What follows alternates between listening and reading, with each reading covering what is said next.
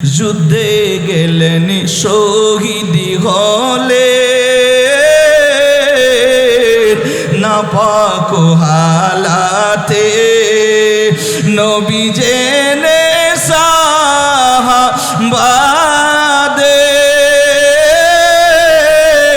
বলেন গোসল দিতে রে সেই জঙ্গে উহুদে।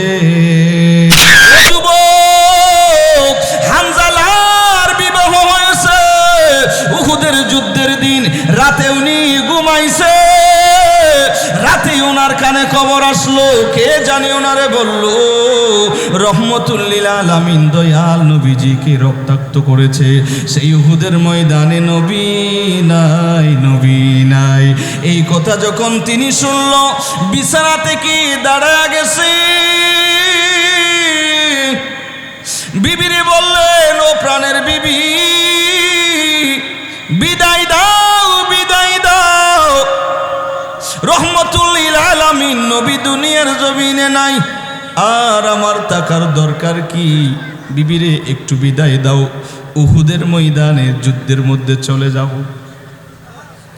আব্দুল্লাহ আনসারী রাদিয়াল্লাহু তাআলা আনহু সাহাবী, নবী দুনিয়ার জমিন থেকে চলে গেছে, আল্লাহর দরবারে ফরিয়াদ করলো, ও দয়ার মালিক, যেই নবী দুনিয়াতে নাই সেই নবীরে আর যদি দেখতে না পারি, এই চক্ষু দিয়ে আর কিছু দেখতে চাই না মালিক।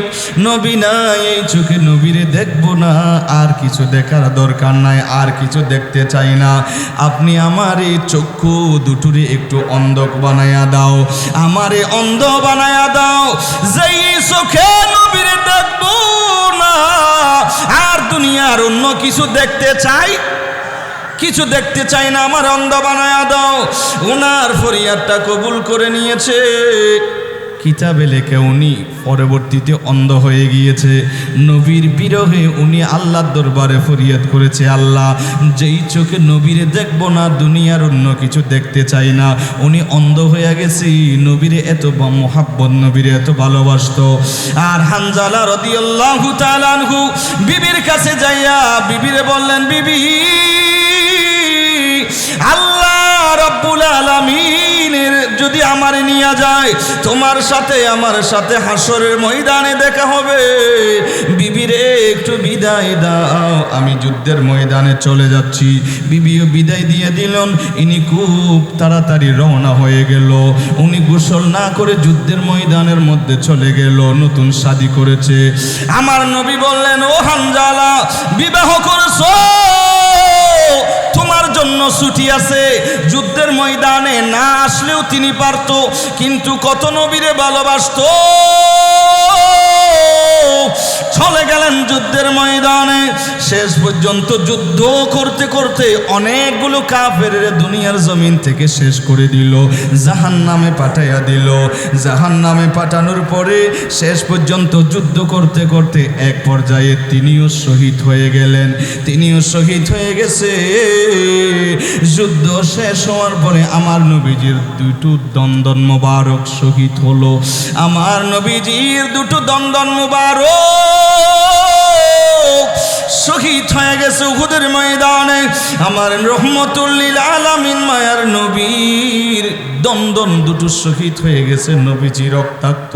এমন সময় সাহাবায়ে কেরামরা যুদ্ধের ময়দানের পরে সবাই বলছেন, আমার নবীজি সবাইরে বলছেন, একটু দেখো, যারা শহীদ হয়েছে সবাইরে এক জায়গায় নিয়ে আনো, আর এক একজনকে সুন্দরভাবে গোসল সারা সবাইরে একটু দাফন করিয়া দাও, সুন্দরভাবে একটু জানাজা পড়ে দাফন করিয়া দাও, গোসল বিঘিন। কারণ যুদ্ধের ময়দানে যারা ইসলামের জন্য যারা শহীদ হয় তাদের গোসল দেওয়ার প্রয়োজন নাই, তাদেরকে গোসল দিতে হয় না। তারা যেহেতু শহীদ হয়েছেন, এভাবেই ওনাদেরকে দাফন করতে হয়। সুবহানাল্লাহ বলেন। নবীজি বলেন, সবাইরে তোমরা একটু দাফন করে দাও। শেষ পর্যন্ত সবাইরে যখন দাফন করা হচ্ছে, এমন সময় একজন পর্দানসীন মহিলা দৌড়ে দৌড়ে আসলো। এসে রহমতুল লিল আলামিন মায়ার নবীজিকে ডাক দিলেন, ও মায়ার নবী,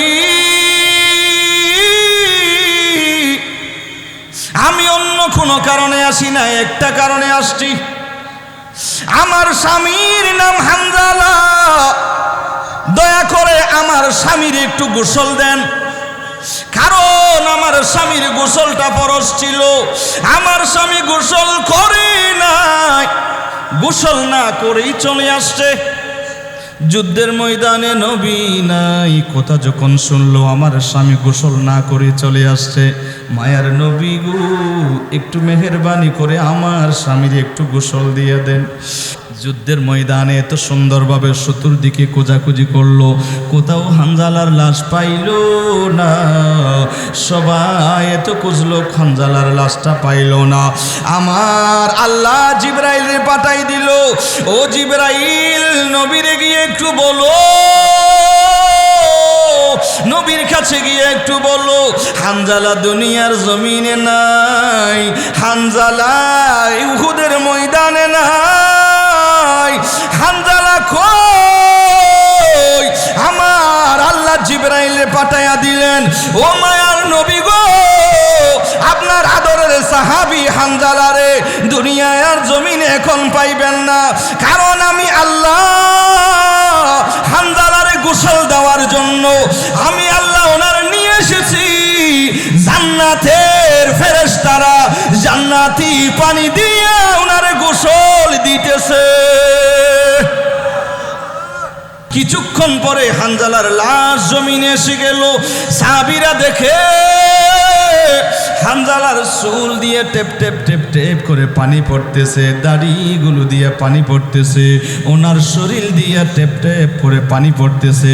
আমার নবী বলেন, সাহাবীরা রে, দুনিয়ার জমিনে না, ওনারে আমার আল্লাহর নূরি জগতের ফেরেশতা জান্নাতের পানি দিয়া জান্নাতে গোসল দিয়া দিছে।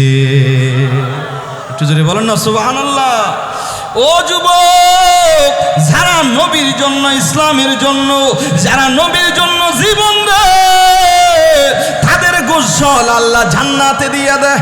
সুবহানাল্লাহ বলেন। দুনিয়ার জমিনে নয়, জান্নাতে ওনাদের গোসল হয়। শুধু তাই না, কত মুহাব্বত নবীরে ওনারা করতো। সেই উহুদের ময়দানে নবীজির দন্দন, দুটো দন্দন মোবারক শহীদ হলো। নবীজি রক্তাক্ত একজন মহিলা সেই উহুদের ময়দানের দিকে যাইতেছে। সেই মদিনা শরীফ থেকে উহুদের ময়দান, সেটা 4 কিলোমিটার, 5 কিলোমিটার, প্রায় 4 কিলোমিটার। মদিনা শরীফের 21 নম্বর গেট যেটি আছে, সেখান থেকে যদি খেয়াল করে তাহলে উহুদের ময়দান, উহুদের সেই পাহাড়টা দেখা যায়। সুবহানাল্লাহ বলেন। আমার নবীজি বলেন, উহুদ পাহাড় আমাদেরকে ভালোবাসে, আমরাও উহুদ পাহাড়কে ভালোবাসি। উহুদের পাহাড়কে আমরাও ভালোবাসি, উহুদের পাহাড়ও আমাদেরকে ভালোবাসে। উহুদের পাহাড় এটা একটা জান্নাতি পাহাড়। একটু জোরে বলুন সুবহানাল্লাহ। নবীর সাহাবী ছিলেন হানজালা নামেতে, তিনি শহীদ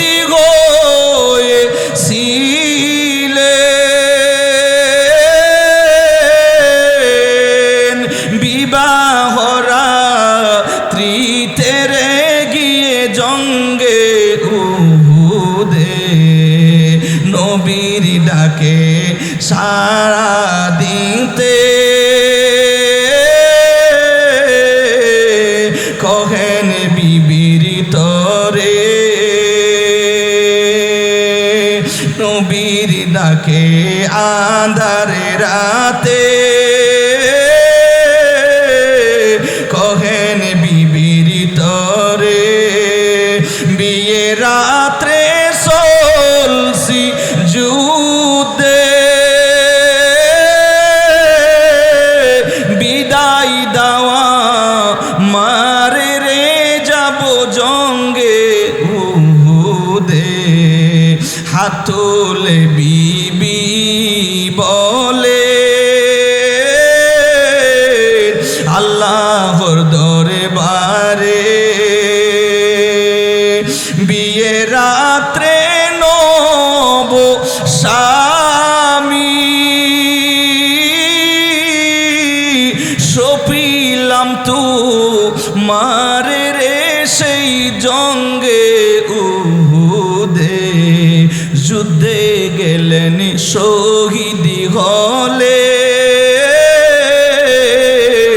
নাপাক হালাতে নবী জেনে সাহাবাদের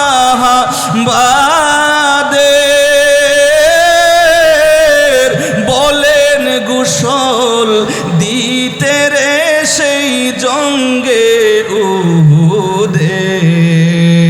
আওয়াজ আসলো ও গো নবীজি,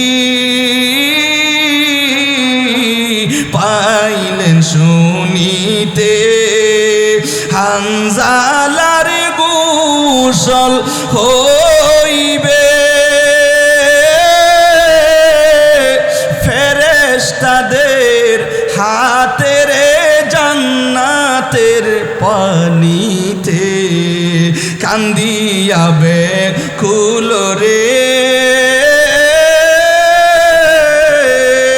হানজালা শহীদ রে, খলিজা সিরে সেরে সেই জঙ্গে উহুদে